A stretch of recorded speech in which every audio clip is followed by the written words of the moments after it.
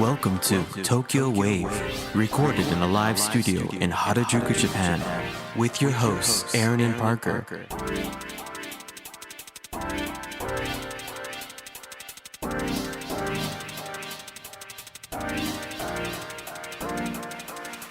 Alright everyone, welcome to episode 127 of Tokyo Wave. We're your hosts Aaron Randall and Parker Allen. Today we are joined by a special guest, Anthony Griffin, global marketing consultant, entrepreneur, and cross-cultural communication expert. Thank you for having me today. It's a pleasure to be here. On Tokyo Wave, we bring you weekly updates from our studio in Harajuku. Join us in segments featuring this week's top news, political happenings, business, and other random garbage. To get us started, here are this week's top news highlights. Bank of Japan chief nominee Ueda vows to maintain monetary easing. Japan 2022 average condo price hits record high for 8th year in a row. Mysterious 1.5 meter metal ball found washed up on Japan beach. This week in Japan. All right, let's get started with our top news item this week. Bank of Japan chief nominee Ueda vows to maintain monetary easing. Kyodo News has reported that the nominee for Bank of Japan Governor Kazuo Ueda said on February 24th he views the current monetary easing policy as, quote, appropriate and will maintain it to support the economy and stably achieve the central bank's 2% inflation target. Ueda, an academic and former member of the central bank's policy board, told a confirmation hearing in Parliament that he does not see the need to revise a decade joint statement with the government that includes a pledge to achieve 2% inflation as soon as possible. However, he said that he will consider examining the pros and cons of monetary easing as needed. The Bank of Japan is facing growing pressure from financial markets to tweak its accommodative monetary policy as several side effects have become evident, including distortions in the bond market following the bank's massive bond buying program. Financial markets are looking for clues as to the timing of a policy change if he takes the helm. Ueda, a surprise pick, will become the first Bank of Japan chief hailing from academia in post-war Japan if confirmed. He will be tasked with guiding the central bank through what could be a tumultuous period of phasing out monetary stimulus and charting a path forward toward normalization after a decade of monetary easing under the Abenomics Economy Booster Program. During a confirmation hearing in the steering committee of the House of Representatives that lasted over 2 hours, Ueda warned of tightening monetary policy prematurely. However, Ueda did not reveal details on how and when the central bank would move toward policy normalization amid concern about its swollen balance sheet due to aggressive buying of government bonds and exchange-traded funds.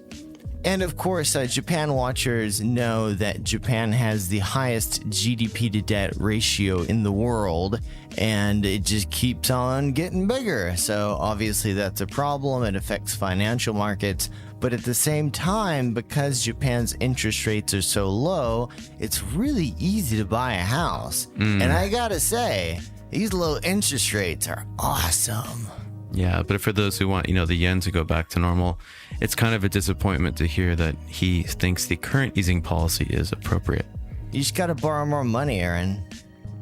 And up next, Japan 2022 average condo price hits record high for the 6th year in a row. Kyodo News has also reported that the average price of new condominiums across Japan hit a record high of 51.21 million yen, that's around 382,000 USD, in 2022, topping the previous record for the 6th straight year due to soaring costs of construction materials. The Real Estate Economic Institute said the average price up 0.1%, whoa, from the previous year also reflects an upward trend fueled by the popularity of properties located near train stations. A Real Estate Economic Institute official said the trend could accelerate in 2023 amid high-end condo projects in Tokyo and surrounding areas, as well as a growing number of dual-income households. But it's not all rosy. Analysts say that current low interest rates on housing loans, which have supported demand, are likely to be affected by a potential policy shift at the Bank of Japan after the new governor takes over in April. An official and a major real estate developer said that if floating mortgage rates rise, it could make people reluctant to purchase. Yeah, that's obviously up to the Bank of Japan, but these low interest rates obviously fuel these new condo purchases. However, in my experience, buying a new condo is potentially a short-term boon, but in the long term, it's actually not that great of a deal. Because when you buy a new condo in Tokyo, you get these really low maintenance fees and also low deposits that you put into the homeowners association of that building. However, a lot of developers make these initial fees artificially low for the first few years in order to sell more condos, and then raise them to more reasonable and thus more expensive levels a few years after the condo has been built, saying, well, it's getting older, so the cost has to go up. So, yeah, I'm not too hot on new condos myself, but obviously people who want to buy them and flip them, as long as this trend continues, can make a little bit of money. All right, and up next, mysterious 1.5 meter metal ball found washed up on Japan beach. The Mainichi has reported that a metal ball about 1.5 meters in diameter has been found on a Pacific Coast beach in Hamamatsu, Shizuoka Prefecture. A local resident contacted police at around 8:45 a.m. on February 21st to report that she had found a large round object on Enshuhama Beach in Hamamatsu's Nishi Ward. Shizuoka prefectural police officers confirmed a iron ball-like object was on the beach. The force's bomb disposal unit x-rayed the ball and found that it was hollow and not in danger of exploding. Well, that's nice. According to Hamamatsu Nishi Police Station, the apparently metal object's surface is brown with rust, and it has two protrusions that look like eyes for hooks. But little more about its nature is known. Part of its bulk is buried beneath the sand.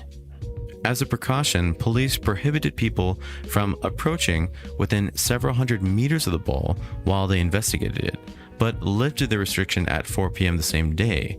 Police guarded the object to prevent residents from approaching it.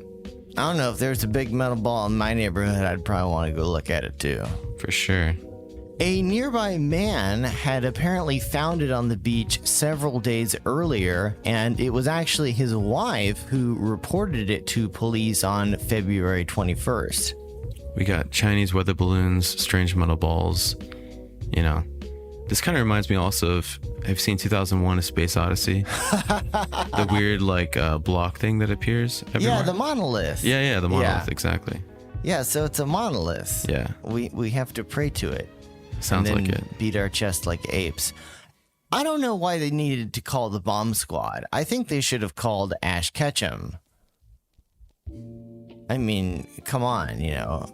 Who's the expert in opening big metal balls and getting the Pokemon out of them?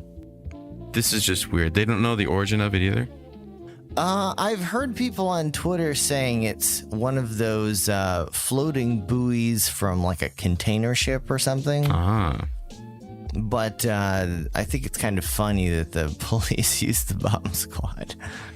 I think it's all tied into this like global hysteria about stuff from China finding its way in Japan and the US. It's Chinese metal ball. Exactly. It could have spy equipment inside. Or, you know, most people probably thought it was a bomb. as with the Chinese air balloon. All right, and up next, we have a special interview with Anthony Griffin, global marketing consultant, entrepreneur, and cross-cultural communication expert. Ladies and gentlemen, you're listening to Tokyo Wave. Anthony Griffin is a marketer and communications coach who helps Japanese companies market to international audiences as founder and principal communications consultant at Saga Consulting, which he established in 2017. Previously, Anthony served as the marketing and communications manager for the American Chamber of Commerce in Japan. As an independent communications coach, he has helped executives at Fortune 500 companies achieve global-level promotions. Before moving to Japan in 2009, Anthony managed the workflow of over 250 marketing projects a year for the city of Riverside in California. As a marketing consultant and copywriter, he leveraged his experience to help local businesses achieve returns on their marketing investments. He also served as quality assurance lead for Activision, serving as QA floor lead for True Crime Streets of LA, among other games. A lifelong learner and teacher, Anthony is fluent in Japanese and has experience giving marketing and communication lectures at corporations and universities, previously serving as a lecturer at New York University's School of Professional Studies. Anthony holds a Master's of Business Administration as well as a bachelor's degree from University of California, Riverside. Anthony, thank you so much for coming on the show. Thank you. Again, I appreciate the chance, and it's great to finally sit down and speak with both of you. I have to ask, are you originally from Riverside or California? Yeah, that's where I was born. Have you ever been out there before? Yes, I have. It's, huge Asian American community out there. Yeah, and that's kind of connected to my path to Japan. So it's very diverse community. It's quite different from nearby LA. So that's part of my journey here. Yeah, it's so interesting. Los Angeles is such a huge city, and there's all these different cities around Los Angeles and in the suburbs and in the exurbs, and they all have their own different community. Yeah, it's pretty much a massive urban sprawl. So in each community is different. Riverside's about an hour away, so you kind of get a little bit more nature, more affordable land prices. But yeah, each community has its own vibe, its own feel. And it's probably an hour drive when the traffic is good, right? Yes, when the traffic is good, if you're lucky. So realistically, yeah, probably 2 or 3 hours. Oh, wow. Yeah, LA traffic. I remember going from LAX to a meeting in downtown LA, and it took like 2 hours. Oh, yeah. At its worst, it can take you an hour to go about 8 miles. So time your trips carefully. It was amazing. I have never been flipped off and honked at by so many people in my entire life. Yeah, that's LA traffic. Yeah. And some lady actually rolled down her window and screamed, "F you!" I was like, wow, I'm back in LA, In-N-Out Burger and angry traffic. Yeah, fortunately, Riverside's a little more chill than that. Yeah, I really love going to LA though, because there's just so much to do. And you could spend months there just exploring the different cities and different cultures around the sort of greater LA area. Oh yeah, and you've got to, if you're into movies and things, you've got to enjoy Hollywood and the history there, and just that feeling. So yeah, it can be a fun place.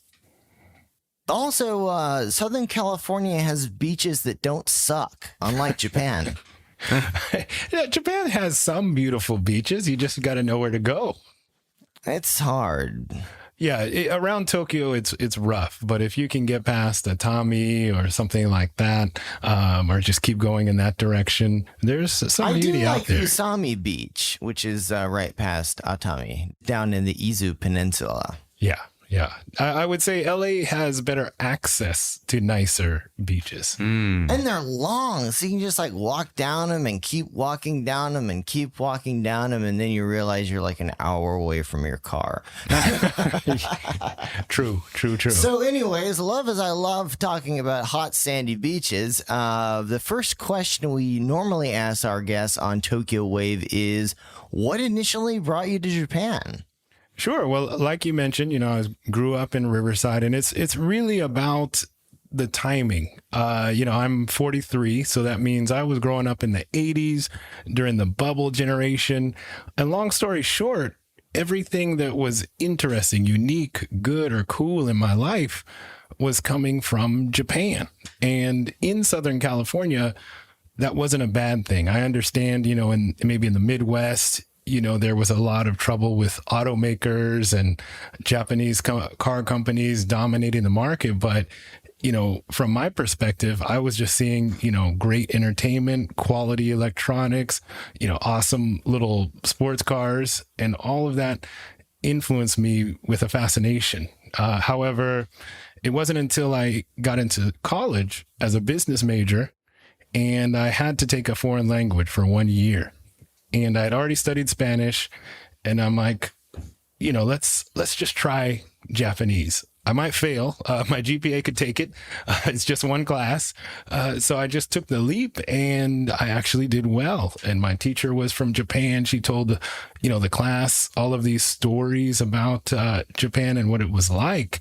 And so then that was a big step toward coming here. Fast forward, started working, started vacationing to Japan. And after the second trip here, I thought, let me see what it's like to live here. And came here, lived here for what I thought would just be 1 year, but that turned into 14.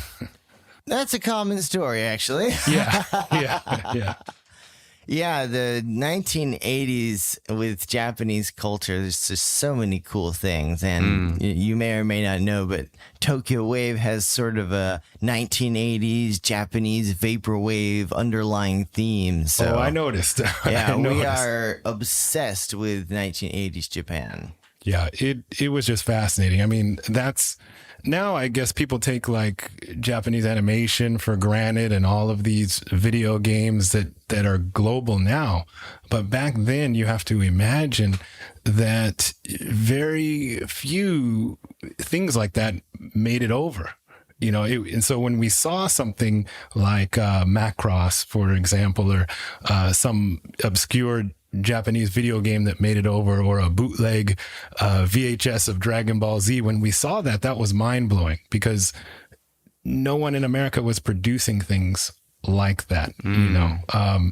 The cartoons and things that were targeted for kids were truly childish. But when something like Macross came over and you're watching something animated that has a love story and main characters dying, spoiler alert, as a kid, if you see something that's mature, you're going to be blown away by that. So it was an amazing time.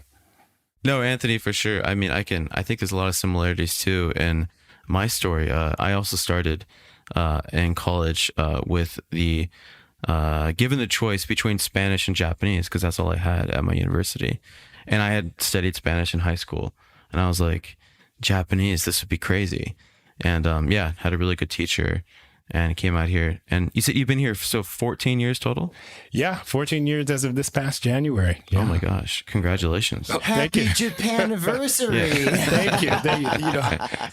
There have been a few times where I was about to go back, and opportunity happened and I continued. Now I'm here for the long run, but 14 years, it's been a challenge to make it this far, but now I feel pretty good about it. It's funny how those random foreign language requirements lead so many people into Japanese sort of by happenstance. When I was 12 in junior high school, or middle school, as we call it in America, I had basically, immediately the request to choose a foreign language. I had 4 choices: Spanish, French, Latin, Japanese. I'm like, I can study Spanish and French anywhere. Latin's a dead language. Japanese? Well, I like those Pokemons, and they're really good at opening metal balls, so why not? And it was actually funny. My teacher was super strict. I got terrible grades, and I mean, learning the language was really hard for me in the beginning, but I actually went to a different school for high school, and my parents demanded that I continue learning Japanese. And that's when I got a tutor who told me all the cool stories about Japan. She was part of the first cohort of the JET program, which of course brings people over to Japan, government expense paid, basically to teach English in junior high schools and high schools across the country. And just hearing all of her crazy experiences got me so pumped up about going to Japan that I literally, graduated from high school, went straight to Japan, and never came back. Yeah, see, and you could see the common thread between us. We all had this one person, this instructor or teacher who literally changed our lives. So, this is a great example of the power of teaching. And that's actually one of the reasons I'm always involved in coaching or teaching, even if my main work is marketing or business, because that's really how you can impact people. That's a very good point, actually. I never call myself a coach or an instructor or anything like that. I've never, taught a college course or anything, but a lot of the work that I think international consultants doing various lines of work in Japan, and funny enough, we're all in the communications field here, you end up doing a lot of it in the course of business. Absolutely. Sure. Absolutely. So on that subject, Anthony, before your current tenure at Saga Consulting as founder and principal communication consultant, you've had a lot of experience, including working for the ACCJ, Activision Blizzard. Can you tell us a bit more about these roles and how you landed them and what they were like? Sure. So let's go back to Activision Blizzard, or back then it was just called Activision. Their headquarters is in Santa Monica, about an hour or 15 minutes from Riverside, if the traffic were good. But yeah, that was my first job out of college. And back then, if you wanted to get into the game industry, you basically would become a software tester or customer support rep. That's what I did. I didn't have any industry connections, or didn't even have a lot of work experience besides retail experience at a video game store for about 4 years. So I just took the leap there, and it was incredibly fun. So as you mentioned, the peak of that part of my career was being the lead on testing True Crime Streets of LA, which, for those who don't know, it was their Grand Theft Auto clone, which was popular to do back then.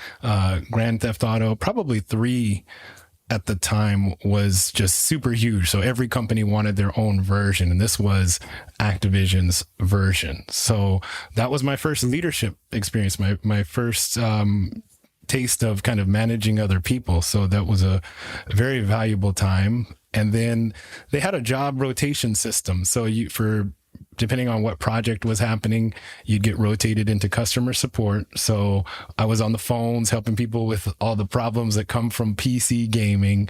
And then I also got switched into the compatibility lab, where you run tests to see, what computers these games can run on. What's the minimum spec computer a game can run on? And really the coolest thing about that experience is getting my name in the credits of these games and in the instruction manual. So if you go back to the original Spider-Man 2 game, or of course True Crime, even some Star Trek and Marvel games that were made around, I want to say those around 2002, you'll see my name in the credits for a few games. So it was just a fascinating experience. That's awesome. And it's really important work too, because obviously if quality isn't maintained in video games, bad shit happens, as I think a lot of people are very familiar with now, that there's so many games that get pushed out too early and they're full of bugs.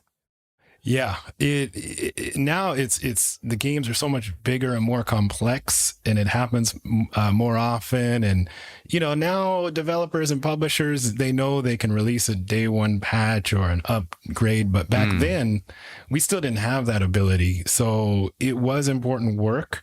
However, it's also frustrating because it's a business and not every bug can be fixed. So we had to prioritize the bugs we found. We reported everything to the developers and they would do the best they can to fix everything. But we have deadlines, financial pressure. So it's really a tug of war between quality, the final quality of the game and getting the game out on time, meeting these targets. So it's, you don't just sit around playing the game.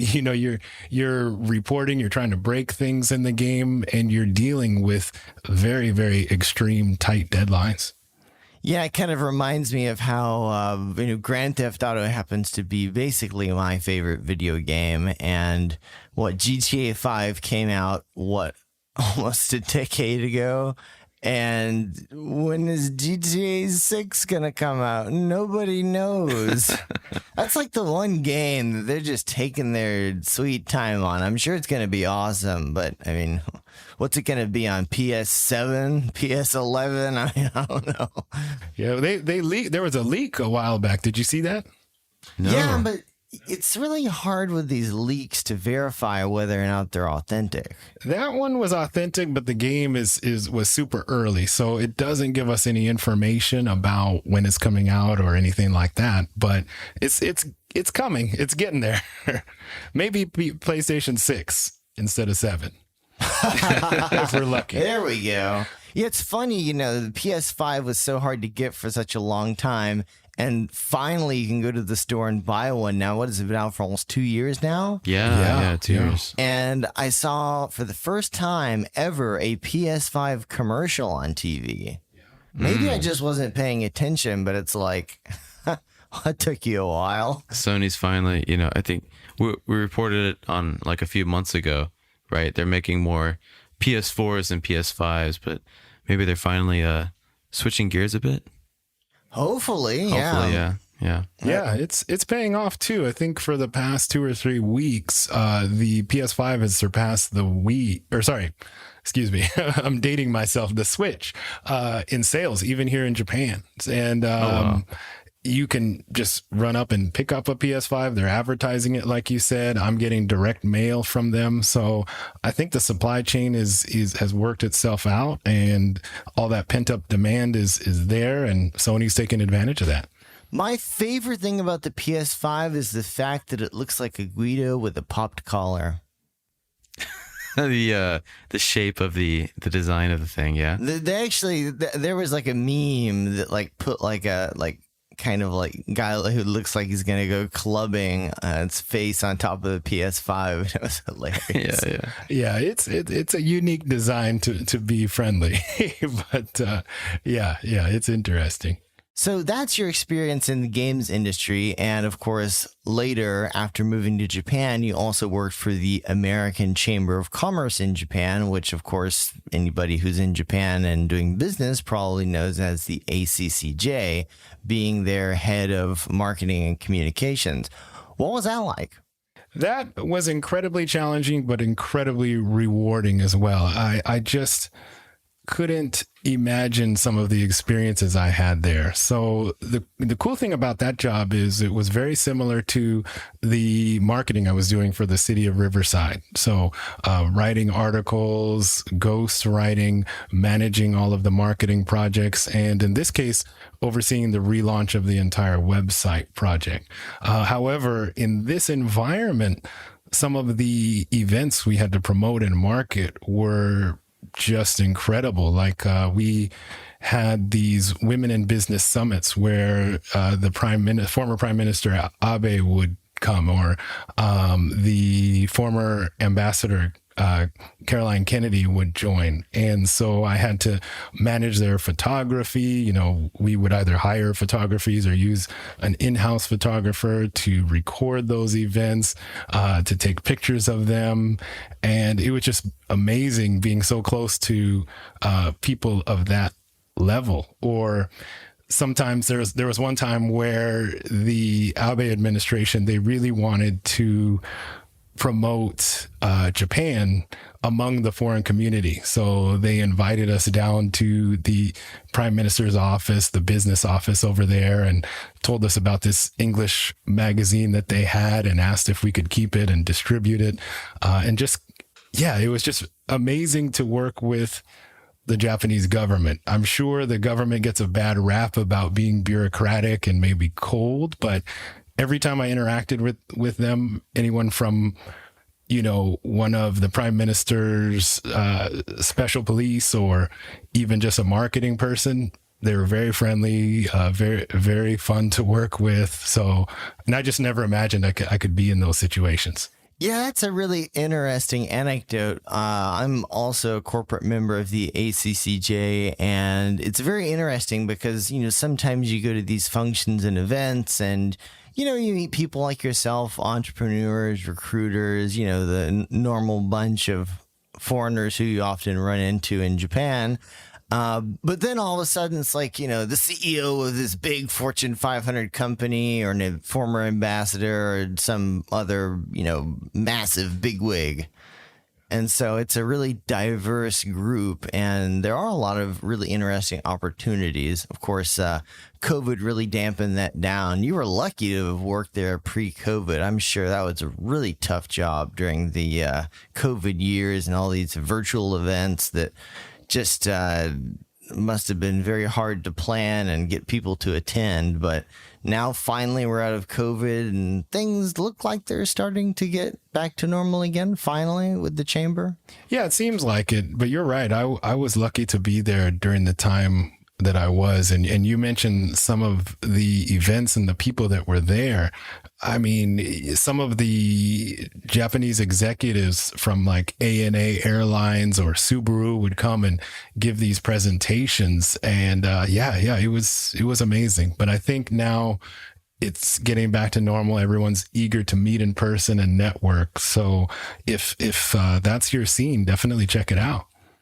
Yeah, it's. I'm sure when you were watching these major Japanese corporation executives speak, you're thinking, man, I wish I could have coached these people before they got in front of us with this boring PowerPoint. Depended on the person. It depended on the person. There's always people I wish I could coach. Some of them, though, were very captivating right off the bat. Others, they had that typical death by bullet PowerPoint, but the ones that gave a lot of speeches to global audiences, they were usually very well prepared for us. Death by bullet PowerPoint. I'm going to use that. To be fair, I might have gotten that from a book somewhere as well, so I can't call it an Anthony original. Well, you can take it. Thank you. That's pretty good. Thank you. So, Anthony, before we started recording, we were talking about LinkedIn and how it's a really, really good platform right now, especially for visibility. And you discovered my company, Shinko Labs, via LinkedIn. And then I remember looking at your LinkedIn profile, and I'm like, this guy's a content marketing wizard. And you also shared that you get a lot of business from your LinkedIn, and you're helping others with digital marketing via LinkedIn. Could you tell us more about how all this works? Sure. Thank you. Wizard is a bit of a strong word, but I've been using the platform since 2006. So I would call myself a power user. My career coach, when I was earning my MBA, introduced it to me. She said, get on this site. And it made sense to me. And ever since I signed up, I've always been getting a return on investment of my time. As a job seeker, I could see who was looking at my profile for the companies I had applied for. It, helped me get jobs.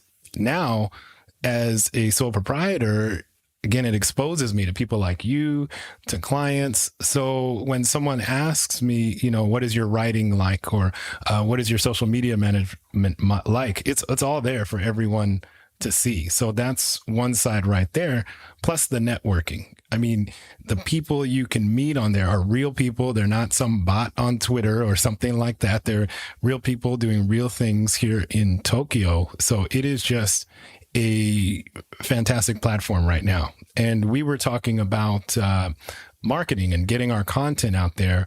And everyone knows it's probably the only platform where you can still get decent organic reach with your content. And what that means is a lot of people can see your content without having to pay for it as you would on Facebook or Instagram and so on.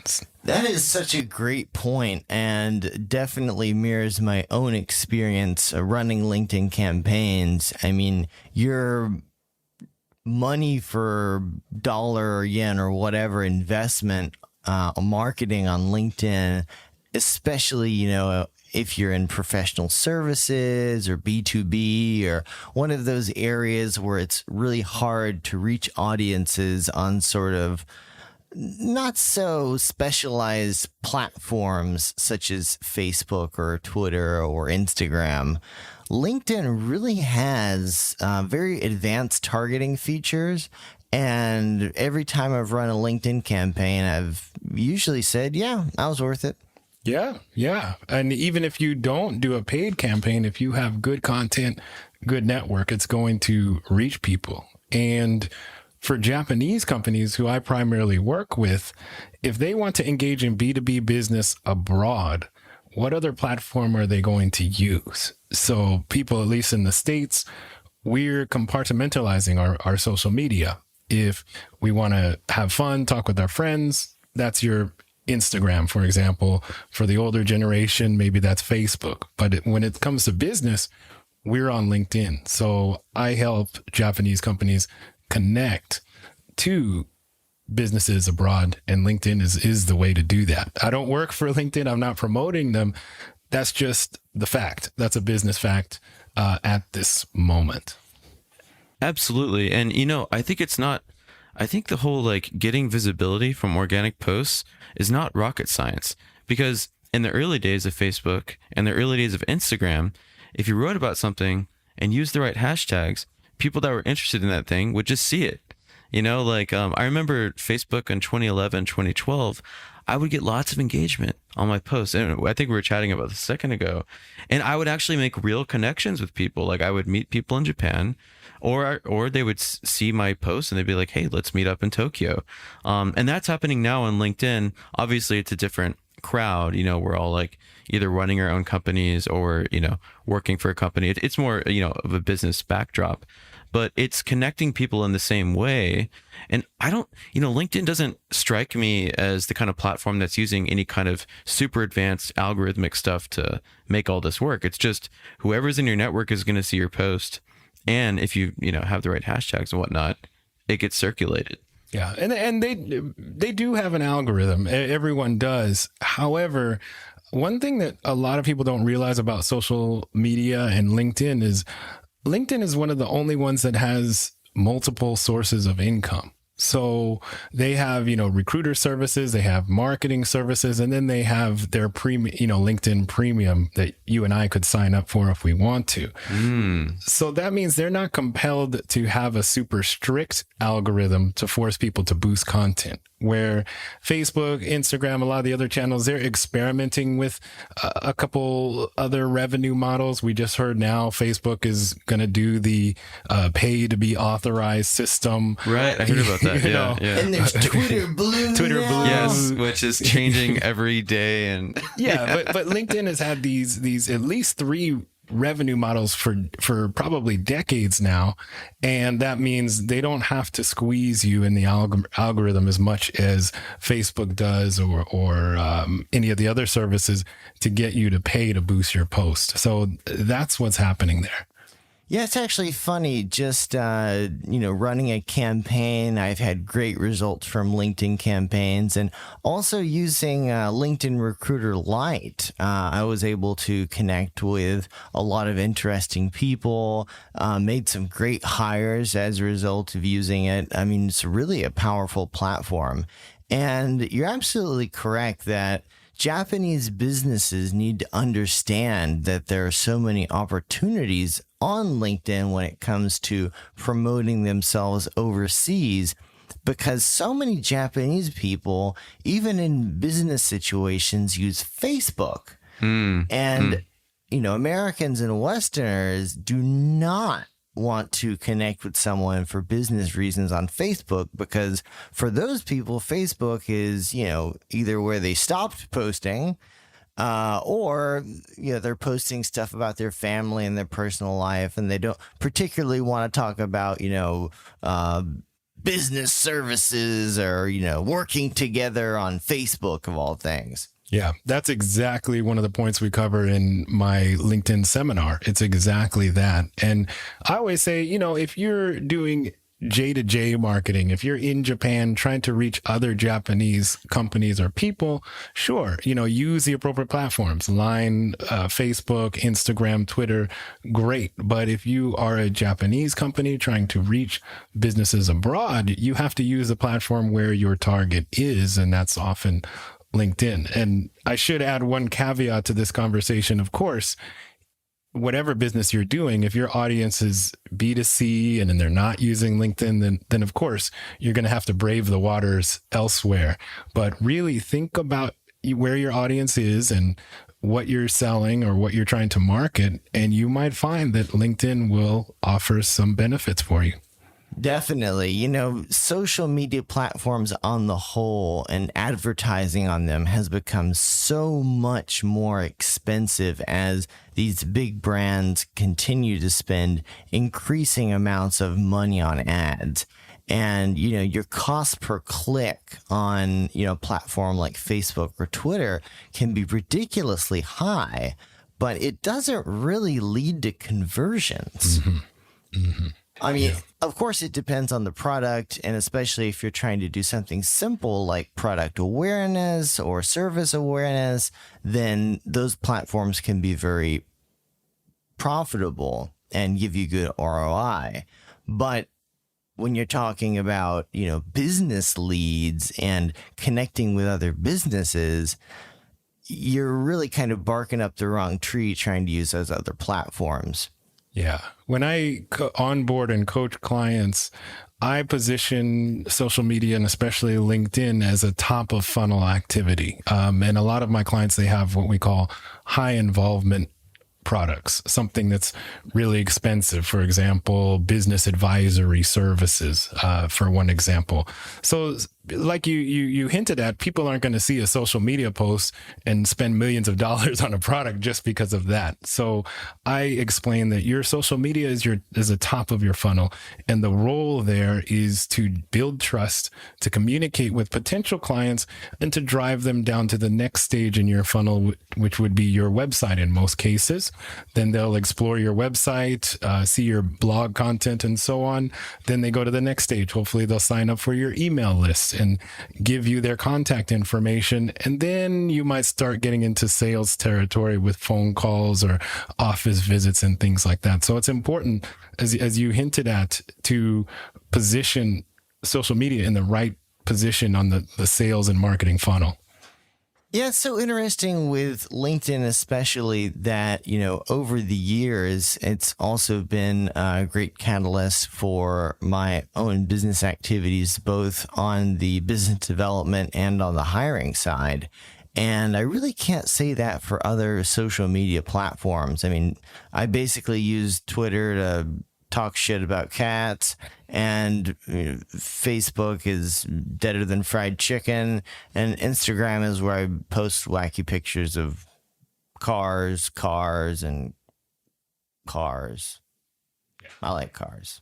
Me too. And you brought up a great point. 5-10 years ago, I was kind of posting the same things on all platforms, and recently I'm doing the same as you, just treating each one differently. And Instagram's still fun. You might see some car pictures on my profile as well, but you've got to, each one has a different role. So you've got to think strategically about how or if you want to use these platforms. And that's a really big challenge for companies, especially large companies, and especially for Japanese large companies, on which social media platforms they're going to use, what they're going to say, how they're going to position themselves, who are going to be their spokespeople.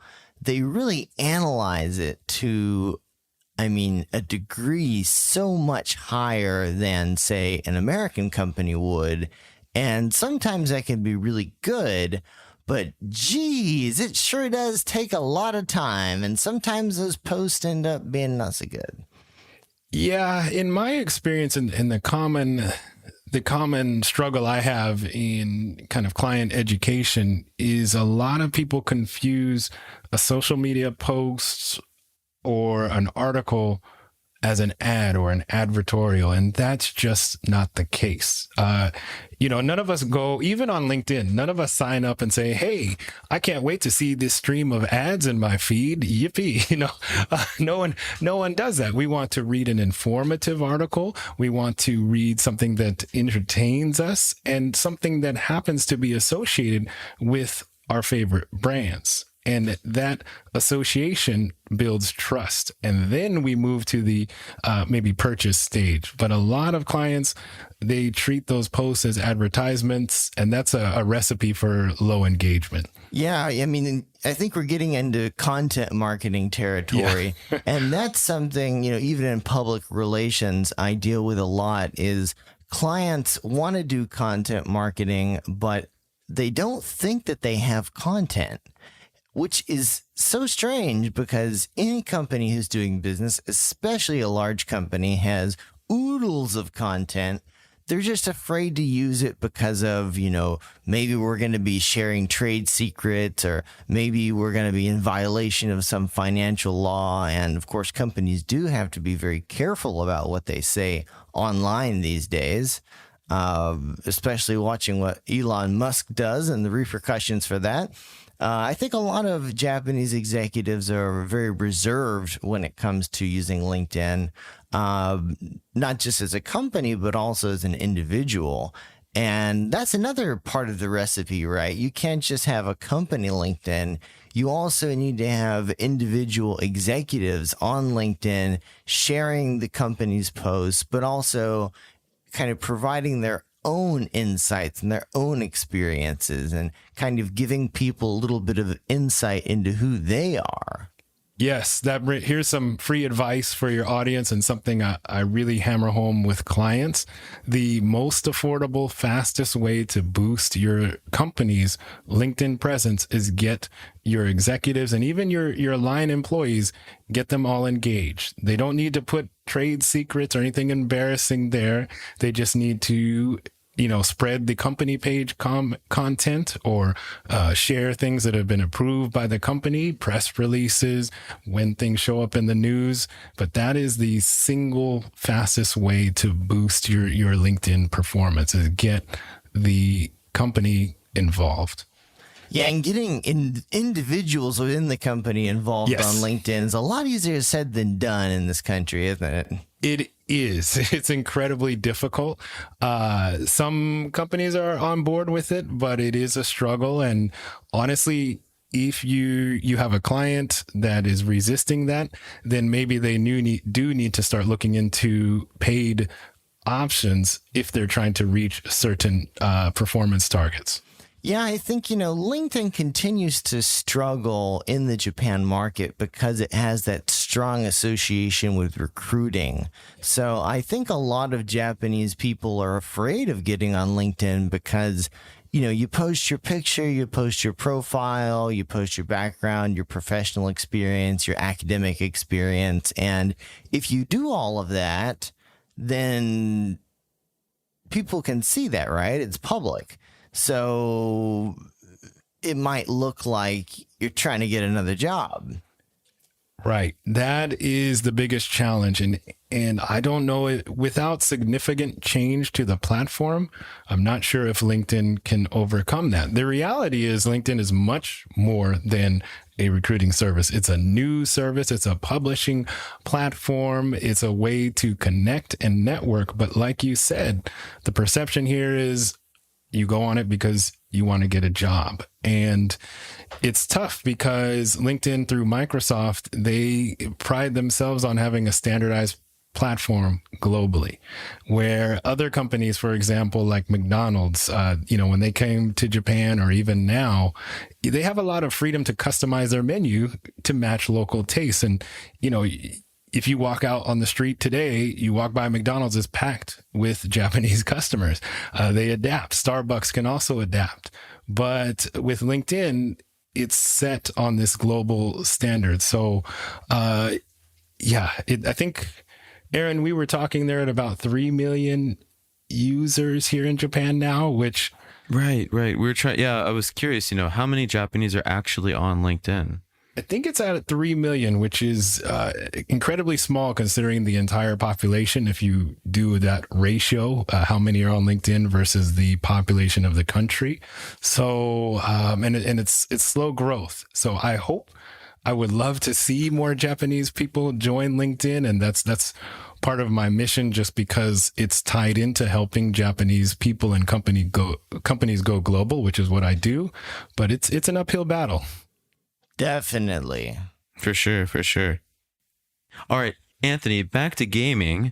So when, we connected on LinkedIn, we talked about Square Enix and what, the whole debacle of them selling off their foreign IP for pennies on the dollar, coupled with their push for blockchain and Web3 gaming, which we don't really know if gamers want that, if that's going to work. Where do you see gaming in Japan heading over the next few years, given your experience? Well, that Square Enix, there's a couple things to talk about. So there was a studio sale, and we can come back to that. What surprised me was, I think it was a letter or a press release or something where, and this was less than a year ago, a few months ago, where Square Enix basically said, we are shifting our focus to the global markets. There's not enough, business here domestically to support our efforts or something like that. And what shocked me was I felt that announcement was way too late. This trend has been happening for 5 to 10 years at least. This market is too small to sustain a company of that size. And, we've already seen the results of that. We have more Japanese games and brands available globally than ever before because Japanese companies know that to make a profit, Japan is not enough. They have to get their games into Europe, into America, and so on. Yeah, they really have to go global, and you see a lot of hits, but also a lot of misses. And because there's so much localization and because of tight schedules and tight budgets, so many things have to be done so quickly. It's very hard to assure quality with these massive games they're creating, AAA stuff. Yeah, and it's definitely not easy. It's a necessity, but it's not easy. I mean, I'm sure you all are probably younger than me, but you might still remember the time when a game would come out in the States, like the original Final Fantasy VII, and it would be like a year behind the Japanese one because they would release a Japanese one first. Then only after that, they would start localizing and maybe change a few things. But you are right now, these games are having global release dates with multiple languages, and content all around the world. So it's not easy, but it's a necessity. And going back to the future of the industry in Japan, and in fact, I'm already seeing this today as I talk with various companies, not in the game industry, but in general, there's a push to go global. We've been hearing this for like a decade, that the population is shrinking, the market is shrinking, but it's that whole frog in the boiling water analogy, and no one wanted to face it. No one wanted to do it. No one wanted to deal with that and start marketing abroad. But now, not only the future of gaming, but a lot of Japanese companies is going global, and we're going to see more Japanese content abroad, localized than ever before. Yeah, and I think one thing that has to be said to that point is the fact that there are so many foreigners around the world who want to live and work in Japan. And a lot of these people, obviously not all of them, but I think a lot of these people, especially those with Japanese language ability, would be great at helping these Japanese companies go global. And, as much as I think we all like receiving business from these companies, it's just not enough. There's not enough people out there to help these companies tell their story in a way that resonates with a foreign audience in English or in other languages. Yeah. And maybe that expands the conversation as far as the future of work in Japan. Maybe that means Japanese companies are going to need to be more comfortable with outsourcing or remote work, or, establishing contracts with people outside of Japan. So hopefully the future of gaming and localization means that even if you, for some reason, can't come over here, maybe for immigration reasons or something, as we were talking about before, it's a tough country to enter. Even if you can't do that right away, maybe you can start working for a Japanese company remotely abroad or something like that. So that could be part of it. Yeah, so many of my friends back home who are trying to get to Japan, they always ask me the same question, how do I get here? How do I get into the market? I'm just like, find a company, get a visa. If you're in Japan, you can figure it out. If you're outside Japan, good luck. Just take whatever job. I'm giving the same advice to a very good friend right now. Whatever you can get just to get here initially for the first year. Get that visa, because most companies just don't want to deal with importing somebody. You two are spot on. I have the same. Try to align it with your goals as much as you can, but you've got to get that job. For me, I was a marketer and my ticket was teaching, but fortunately I could work in a mostly business English teaching environment. So I could stay in marketing. I had to stay on top of marketing. I even got to continue doing a little marketing. However, my core job was teaching, but that got me here. And then, like you said, the doors open up, but you've got to get in here first. Gotta have an end to Japan. That's right. So, in closing, this has been a great conversation and really informative. Thank you for all of your great advice on social media, especially LinkedIn. But one thing we haven't talked about yet is, you've been in Japan for 14 years. I'm sure you have some interesting stories to share. We only have a little bit of time left, but is there anything that sort of pops in your mind that you might want to share with our listeners? Yeah. So there was one time at Eon where my boss at the time, I remember we were visiting a client, because during that time I would go and do coaching or training at a business site. And, she was the salesperson in charge, and we were just getting to know each other. And she had an interesting question. She asked me, I think I had been in Japan for maybe 2 or 3 years at this time. And she said, what's the worst thing that has ever happened to you here? And I was kind of floored, because nothing really majorly bad had happened, but she wanted to know. So I just thought back and I said, when I first came here, as you guys know, I'm into video games and things like that. And, anyone who's into games, when they come to Japan, they're going to go to Akihabara. And if you go to Akihabara from like Shinjuku, it can be a little confusing. You've got the Chuo Sobu line, you got the Chuo Rapid line. I think you have to make some exchanges and things like that. And so I was trying to get there, and a Japanese person approached me and asked me in English, where are you going? And I guess I was just naive and said, hey, I'm trying to get to Akihabara. And he's like, oh, well, I'll show you the right platform. Follow me. And so I'm like, okay, it's Japan. It's a safe place, and I just followed him to the platform, and he took me there, and then he told me what to do. And I said, thank you. And then he said, that'll be 10 yen, please. And I'm like, what?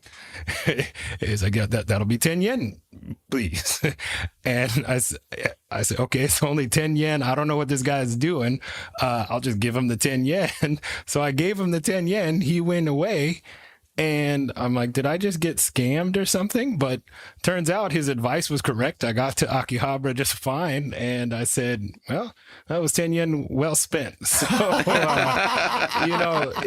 That is so crazy because you hear so many stories of like kindness and people just, helping people get places and even taking them there. But that's funny. He showed you the platform and asked for 10 yen. I've never heard that before. That's good because it's a weird story. It's not super wild and crazy, but it's just something that I'll never forget. And I still to this day, don't know what was going on. But yeah, it's just a weird that guy's story. hustle. He's just looking for lost foreigners and trying to collect those 10 yen coins. Yeah, maybe he just wanted to talk and make a little money on the side. I don't know, but I got to Akihabara safe and sound, so it's just a funny story.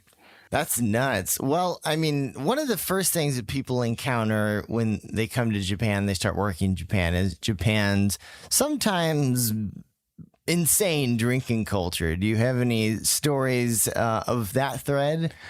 Actually, I do. And I have another story about Okinawa too, if you don't mind. But, yeah. Back when I first came here, like you said, the culture, you go to work and then you go to the izakaya and, have drinks with your colleagues and things like that.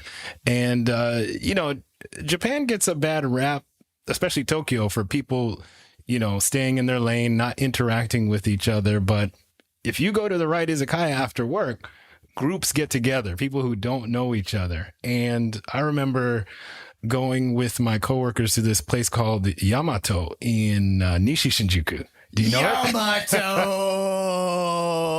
Uh-oh, 50 yen beer time. Back then, they've kind of gentrified recently. I don't even know if they're still open, but they're still open. Oh, okay, good. But yeah, super cheap beer, super cheap food. You come in as an English teacher, that's your budget.